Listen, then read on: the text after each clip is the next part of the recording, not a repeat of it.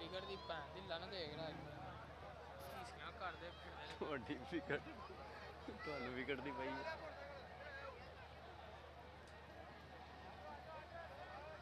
Time ਕਿੰਨਾ ਹੋ ਗਿਆ ਹੁਣ?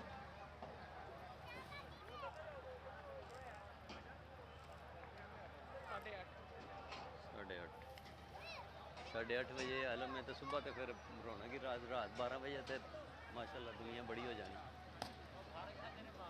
अज रात नहीं सीटां बुक हो जानियां ने, अज रात नहीं सीटां बुक हो जानियां ने।